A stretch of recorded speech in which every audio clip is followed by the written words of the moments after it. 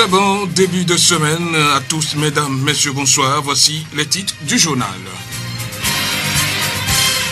La haute autorité de l'audiovisuel et de la communication prépare les tests devant réglementer la couverture médiatique des élections présidentielles 2015.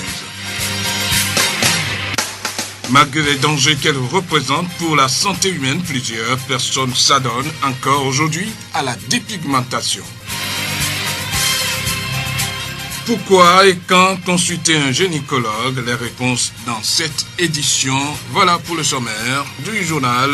Les développements des titres dans un instant. Radio Horizon à Thiéviers sur 101.1. Une fois encore, bonsoir. La haute autorité de l'audiovisuel et de la communication est en séminaire d'adoption et de finalisation des tests réglementant la couverture médiatique de l'élection présidentielle 2015 au Togo depuis ce lundi à Thiéviers. Pendant 3 jours, les travaux vont porter sur l'actualisation du chronogramme de la RAC, l'arrêté portant conditions de production, de programmation, de diffusion des émissions et de publication des informations relatives à la campagne électorale sur les médias officiels, la décision portant respect du pluralisme, l'adoption du code de bonne conduite du journaliste et du nouveau règlement intérieur de la RAC. Monsieur Bioseko Koutozoun, président de la haute autorité de l'audiovisuel et de la communication RAC.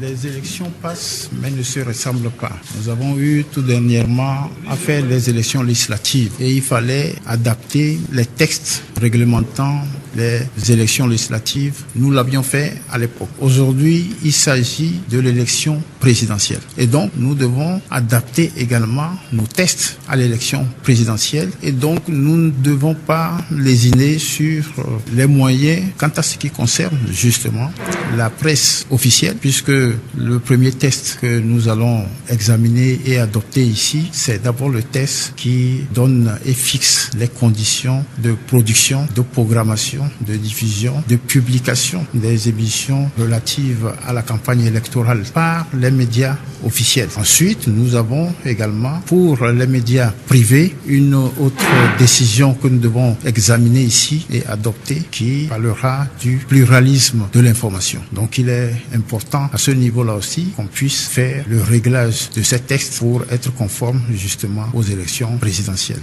À l'approche de l'élection présidentielle 2015, les journalistes sont appelés au respect des règles d'éthique et de déontologie du journalisme. Monsieur Bioseko Koutozoun.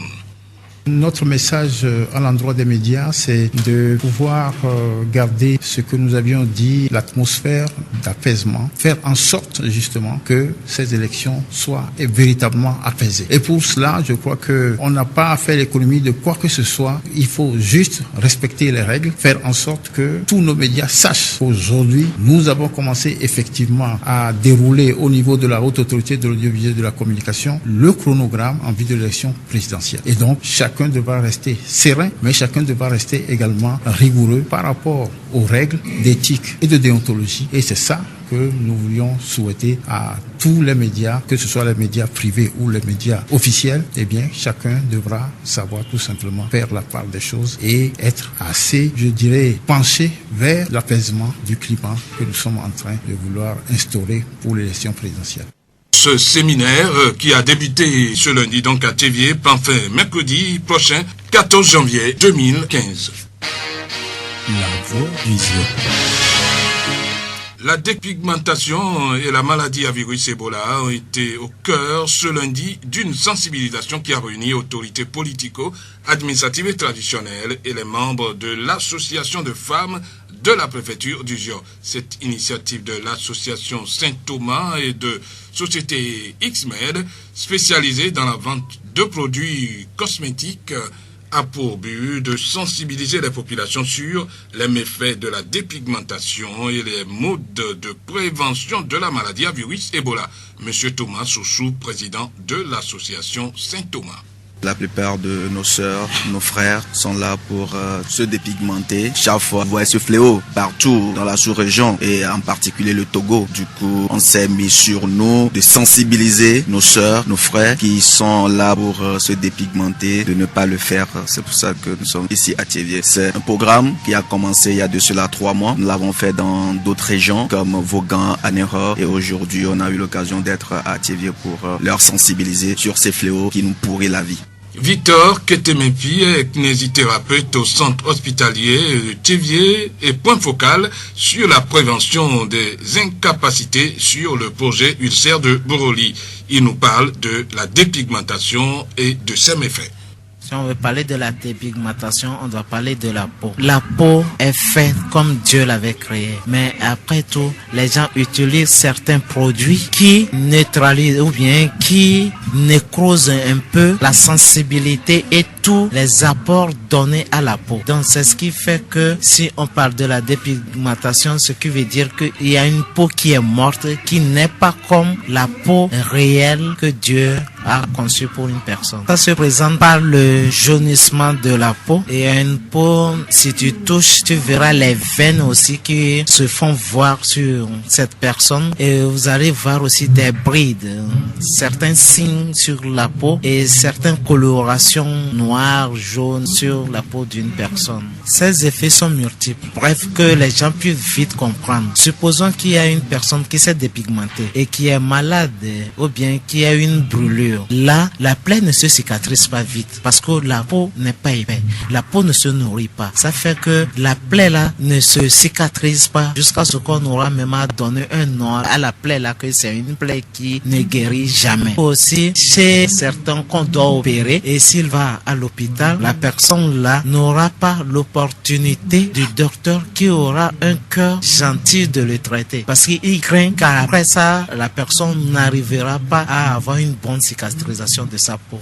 Les révolutions dans le monde médical ont amélioré la qualité des soins offerts aux populations. La gynécologie, une de ces révolutions, a permis à l'homme de traiter les problèmes de fécondation, de stérilité et des autres maladies liées à la sexualité. Pourquoi et quand se faire consulter par un gynécologue? Monsieur Simon Abdou, gynécologue au CHR Thiéviers. Il est nécessaire de se faire consulter par un gynécologue parce que, étant un homme, on peut tomber malade à tout moment. Et pour avoir une bonne santé, il faut se faire consulter, voir si son état est normal. D'autres fois, c'est parce que on est malade, la partie génitale est malade, on doit se faire consulter par un gynécologue. Souvent, c'est nos femmes qui viennent, mais ce n'est pas seulement les femmes. Les hommes aussi doivent venir en consultation parce que l'homme aussi a sa partie génitale qui peut tomber aussi malade. Consulter un gynécologue sur la femme, par exemple, nous disons souvent que c'est un âge de procréer qui commence les activités sexuelles doit consulter un gynécologue. On dit souvent au moins une fois dans l'année. Mais le tout petit aussi peut consulter un gynécologue. La fille aussi, peut-être il y a un problème de perforation génitale, on peut venir consulter un gynécologue. Ou bien la fille a sa partie génitale souvent malade. Le petit garçon aussi doit consulter un gynécologue. Souvent, chez le petit garçon, c'est parce que le sexe n'est pas en érection dès le bas âge. Là, la maman est interpellée pour se faire consulter. La voix du Zion.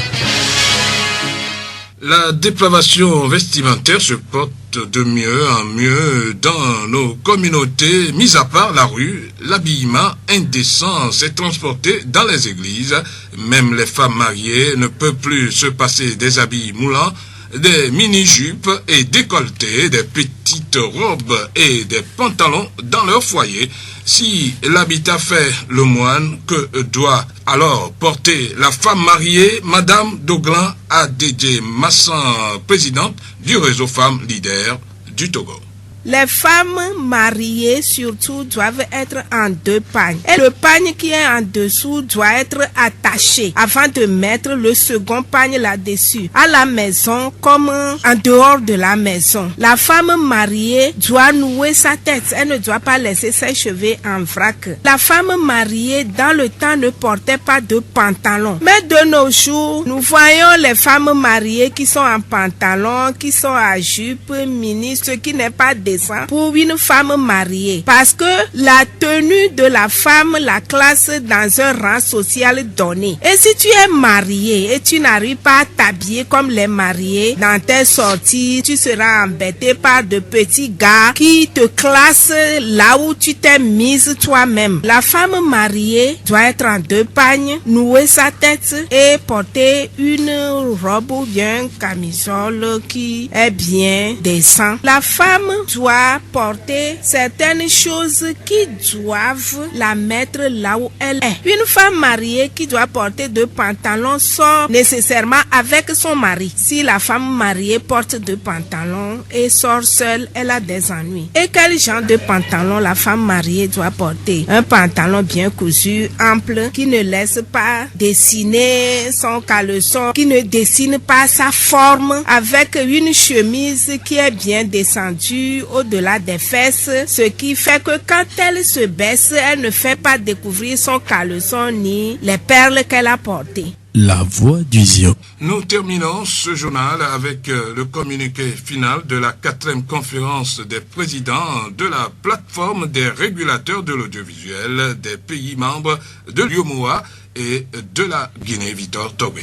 Le mardi 16 décembre 2014 s'est tenu à Abidjan, en Côte d'Ivoire, au siège de la Haute Autorité de la Communication Audiovisuelle, la 4e conférence des présidents des institutions de régulation de la plateforme des régulateurs de l'audiovisuel des pays membres de l'Union économique et monétaire ouest-africaine UEMOA et de la Guinée. Les travaux de la conférence se sont articulés principalement autour des questions suivantes: la régulation des chaînes télévision numérique terrestre au niveau régional, la stratégie de sauvegarde des archives audiovisuelles dans la zone UEMOA et de la Guinée, les ressources pour le financement de la plateforme, la gouvernance de la plateforme. À l'issue de la session qui s'est déroulée dans un esprit de parfaite convivialité, les présidents des instances de régulation de la communication se félicitent de la mise en œuvre effective du processus de migration vers la télévision numérique terrestre dans l'espace UEMOA et en Guinée, conviennent de la nécessité d'adapter les législations nationales en matière de communication audiovisuelle au niveau environnement numérique. Rappellent que la régulation de la communication audiovisuelle est fondée sur le respect de principes universels, tenant notamment à la sauvegarde de la démocratie, encourage la mise en œuvre dans le cadre de la convergence des technologies d'un mécanisme de collaboration entre les autorités de régulation de la communication audiovisuelle et celles des télécommunications. Par ailleurs, les présidents des institutions membres de la plateforme des régulateurs de l'audiovisuel de la zone UEMOA et de la Guinée ont rendu un hommage mérité à l'ex-présidente du Conseil supérieur de la communication du Burkina Faso et ex-présidente de la plateforme, Madame Béatrice Damiba, pour les actions fondatrices entreprises au cours de son mandat.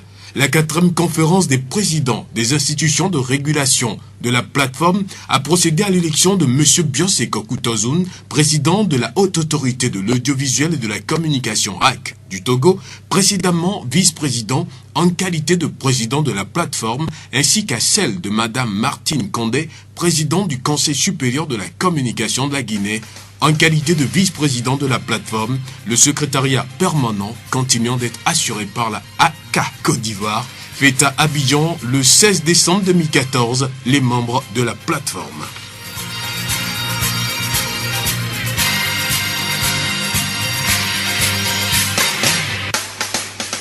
La valse emporte comme une mer. Il n'est pas aisé d'y concevoir. Quand la tête tourne, elle entraîne le jugement. Quand le temps donc gronde au rythme du cœur, elle est un cœur qui bat. Sur cet extrait du test pour une pensée impure de Emmanuel Tougui que nous refermons ce journal. Merci de l'avoir suivi. Présentation Victor Tobé Sévérin. Et merci une fois encore pour le communiqué final de la 4e conférence. Donc, président de la plateforme des régulateurs de l'audiovisuel et des pays membres de l'UEMOA et de la Guinée. Et voilà, on ne peut jamais oublier réalisation Gaëtan Amouzou qui a assuré de part en part la réalisation de ce journal. Gardez la fréquence pour la suite de nos programmes.